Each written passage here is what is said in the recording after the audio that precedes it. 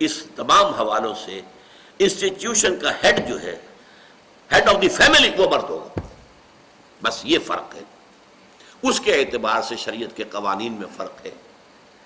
مرد طلاق دے سکتا ہے، عورت نہیں دے سکتی. عورت طلاق حاصل کرے گی، کسی کو درمیان میں ڈالے گی، بڑے بوڑھوں کو ڈالے گی، رشتہ داروں کو ڈالے گی، پنچوں کو ڈالے گی، عدالت میں جائے گی. وہ خود طلاق نہیں دے سکتی، مرد طلاق دے سکتا.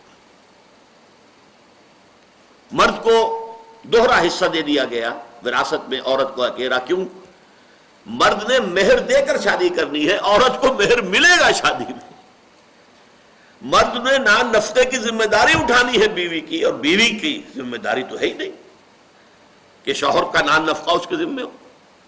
اس اعتبار سے تو جان لیجئے کہ بالکل لاجیکل بات ہوتی کہ وراثت میں عورت کا کوئی حصہ نہ ہوتا. دس از دی ڈیمانڈ آف دی لاجک. اسلامی معاشرے کے اندر جہاں کفالت جو ہے فیملی کی وہ مرد کے ذمہ ہے، عورت کا کوئی اس کی ذمہ داری نہیں ہے. یہاں تک کہ عورت غنی ہے، فرض کیجئے اسے اپنے والدین سے وراثت کافی ملی ہے، لیکن وہ کہہ سکتی کہ میں اپنے مال میں سے کچھ خرچ نہیں کروں گی گھر پر. اٹس یور ریسپانسبلٹی، شوہر کو پورا کرنا ہے، عورت کی ذمہ داری نہیں. بلکہ ہمارے ہاں ایک مسئلہ ہے، اگرچہ اس میں فقہی اعتبار سے اختلافات بھی ہیں، لیکن ایک رائے یہ ہے شوہر اپنی بیوی کو زکوٰۃ نہیں دے سکتا، بیوی اپنے شوہر کو زکوٰۃ دے سکتی. اس لیے کہ بیوی تو شوہر کی لائبلٹی ہے ہی ہے، تو زکوٰۃ کائے کو دے گا؟ اسے تو خرچ کرنا ہی ہے. لہذا وہ اپنی زکوٰۃ نہیں دے سکتا بیوی کو. بیوی دے سکتی ہے، بیوی کے پاس کوئی مال ہے جو موروثی طور پہ ملا ہے، وراثت میں ملا ہے، زکوٰۃ والی ہے، صاحب نصاب ہے، شوہر غریب ہے، کمزور ہے، اسے زکوٰۃ دے سکتی. بعض کے نزدیک نہیں دے سکتی، لیکن بعض کے نزدیک دے سکتی ہے. یہ فرق جو ہے یہ انتظامی فرق ہے، ایڈمنسٹریٹو ڈفرنسز. کاش کہ یہ بات جو ہے ہم پر واضح ہو اور ہم پورے انشراح صدر کے ساتھ دنیا میں کھڑے ہو کر یہ بات کہہ سکیں. آج جو رو چل رہی ہے، دجالی فتنہ اپنے آخری دور میں شامل ہو چکا ہے، داخل ہو چکا ہے دجالی فتنہ. حدیث میں یہ ہے کہ آخری شے کہ جو دجال کی پیروی کرے گی انسانوں میں سے وہ عورتیں ہوں گی، گھروں سے نکلیں گی، بھاگیں گی. اہل ایمان مرد جو ہیں اپنی بیویوں، بہنوں، بیٹیوں کو پکڑ پکڑ کر گھروں کے اندر رکھنا چاہیں گے، اور وہ نکلیں گی اور بھاگیں گی، گھروں سے باہر جائیں گے، دجال کی پکار پر لبیک کہیں گے. آج ایک دجال ہے مغربی تہذیب، اور وہ جس طریقے سے عورتوں کو باہر نکالنے پر، اور اس دجال کا جو سب سے بڑا ایجنٹ آج ہماری حکومت بنی ہوئی ہے، ہمارے خاندانی نظام کو تہو بالا کرنے کے لیے عورتوں کو لاؤ میدان کے اندر، اور پوری سرکاری مشینریز، پورے ذرائع ابلاغ اس کے اوپر فوکسڈ ہیں. اس لیے کہ یہ پروگرام دیا ہے ویسٹ نے. اس کے لیے کائرو کانفرنس منعقد ہوئی تھی آج 10 سال پہلے، پھر بیجنگ کانفرنس منعقد ہوئی تھی ایشیا کے ایک مغرب میں ایک مشرق میں، پھر بیجنگ +5 کانفرنس ہوئی یونائٹڈ نیشنز آرگنائزیشن کے اندر، جس میں ایک لمبا جو ہے وہ پروگرام دے دیا گیا ہے، جس میں پروسٹیٹیوشن کو باقاعدہ ایک پیشہ، یعنی یہ قانونی پیشہ ہے، عورت کا حق ہے. فلسفہ یہ ہے کہ جس طرح مرد جو ہے اپنے مسلز کو استعمال کرتا ہے، کسی چلا رہا ہے، اینٹیں ڈھو رہا ہے، عورت بھی اپنے جسم کو استعمال کرنے کی حقدار ہے، اس کے ذریعے سے کمائے. No difference. کیسے تم اسے کہتے ہو وہ غلط کام کر رہی ہے، برا کام کر رہی ہے؟ فلسفہ ہے یہ. اور یہ فلسفہ کہاں سے آ رہا ہے؟ یونائٹڈ نیشنز کی اسمبلی سے آ رہا ہے. یہ تباہی ہے کہ جو آ رہی ہے دنیا میں اس وقت. بہرحال میں نے اس میں واضح کیا ہے، کاش کہ ہمارے اندر اعتماد پیدا ہو اسلامی تعلیمات پر. البتہ یہ ہے کہ عورت جو ہے وہ اس اعتبار سے گھٹیا نہیں ہے، وہ انسان ہے، شرف انسانیت میں برابر کی شریک ہے، مورل اخلاقی سطح پر وہ مرد کے برابر ہے. روحانی ترقی میں شیخ عبد القادر جیلانی اگر ہو سکتے ہیں تو رابعہ بصریہ بھی ہو سکتی ہیں رحمت اللہ علیہما. میدان کھلے ہوئے ہیں.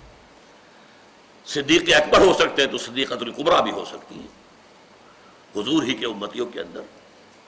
البتہ انتظامی اعتبار سے قانونی سطح پر فرق ہے، لیکن یہ جیسا کہ میں نے کہا ایڈمنسٹریٹو فرق ہے، مینجمنٹ کا فرق ہے. اس کے بغیر خاندانی ادارے کا استحکام نہیں ہے. بہرحال یہ آج کے درس کے اعتبار سے جملہ معترضہ تھا، چونکہ یہاں پر بہت اہم بات آئی. فاستجاب لهم ربهم، تو دعا قبول کر لی ان کے رب نے ان کی. انی لا اضیع عمل عامل منکم، میں تو تم میں سے عمل کرنے والوں میں سے کسی کے عمل کو بھی ضائع کرنے والا نہیں ہوں، خواہ وہ عمل کرنے والا مرد ہو یا عمل کرنے والی عورت ہو.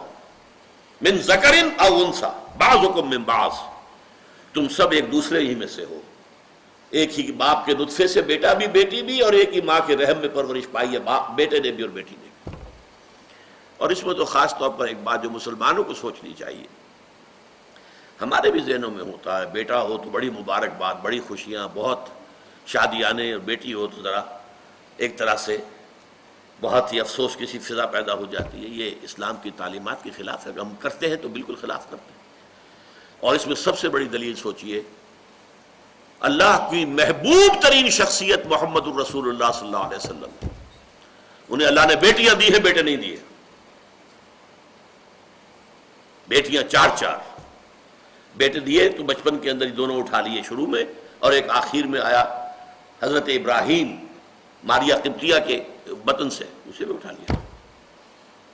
اس اعتبار سے گھٹیا شے نہیں، انسان ہے، اس کی قدر و قیمت، اس کی عزت نفس، اس کا ایک لیگل سٹیٹس ہے. جیسا کہ میں نے کہا وراثت میں حصہ دیا گیا ہے. اگرچہ اسلام کے پورے معاشرتی اور اقتصادی نظام کے حوالے سے دیکھا جائے تو لاجک یہ ہے کہ کوئی حصہ نہ ہو عورت کا. مرد شادی کرتا ہے تو اسے مہر ادا کرنا ہوتا ہے، لڑکی کی شادی ہوتی ہے اسے مہر ملتا ہے. یہ دوسری بات ہے، ہمارے ہاں وہ مہر لڑکی کو پہنچتا ہی نہیں، بیچی میں کھایا پیا جاتا ہے یا دیا ہی نہیں جاتا، وہ صرف لکھنے میں آتا ہے کاغذ کے اوپر. یہ تو پھر ہماری غلط پریکٹسز ہیں. اس اعتبار سے صحیح بات یہی ہے کہ ہم اسلام کی صحیح تعلیمات پر عمل نہیں کر رہے، ان صحیح تعلیمات پر عمل ہونا چاہیے. اب سنیے آگے، یہ جو جن کا تذکرہ اوپر ہوا، اولو الالباب، ہوش مند لوگ جنہوں نے فطرت کے اشاروں کو سمجھا اور اللہ کو پہچان لیا، جنہوں نے اپنے نفس کے اندر نیکی اور بدی کے جذبات کو پایا اور اس کے حوالے سے وہ پہنچ گئے کہ جزا و سزا ہونی چاہیے. This world is incomplete from the point of view of moral law. We need another world, another life. یہاں فزیکل لا مکمل ہے. سنکھیاں کھائیں گے آپ مر جائیں گے، چاہے بھول کر کھایا ہو، چاہے آپ نے اسے کچھ اور شے سمجھا ہے، ہلدی سمجھا تھا، ہلدی کی گانٹھ سمجھی تھی، اس نے منہ میں رکھ لی تھی، وہ سنکھیا تھا تو مر جائیں گے. نہ آپ کی نیت سے اس میں کوئی بحث ہوگی، کسی چیز سے کوئی تعلق نہیں. لیکن آپ جھوٹ بولیں گے تو کچھ نہیں ہوگا. آپ کسی کا مال ہڑپ کریں گے تو پیٹ میں درد بھی نہیں ہوگا.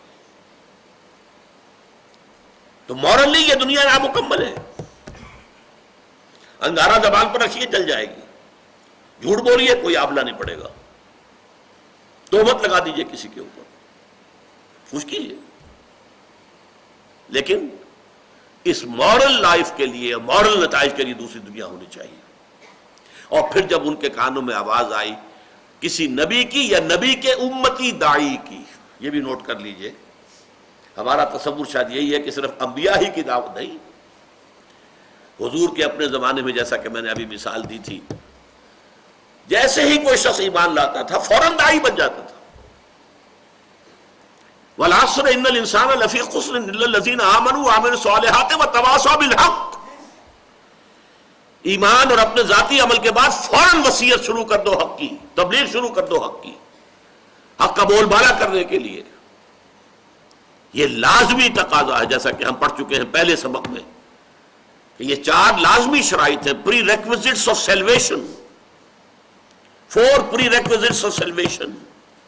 اور امام راضی کا آج تذکرہ ہوا تھا تو میں دوبارہ انہی کا جملہ سناتا ہوں. هذه الآیہ فیہا وعید شدید. یہ آیت جو ہے الا الذین آمنوا وعملوا الصالحات وتواصوا بالحق وتواصوا بالصبر، اس میں تو بڑی شدید وعید ہے. بأن اللہ تعالی حکم بالخسار، کہ اللہ تعالیٰ نے تو خسارے کا فیصلہ کر دیا، تباہی بربادی کا فیصلہ کر دیا لجمیع الناس، تمام انسانوں کے لیے. الا من کان آتیا بہذہ الاشیاء الاربعۃ، سوائے ان کے جو ان 4 شرطوں کو پورا کرے. وہی الایمان پہلے ایمان، دوسرے والعمل الصالح والتواصی بالحق والتواصی بالصبر.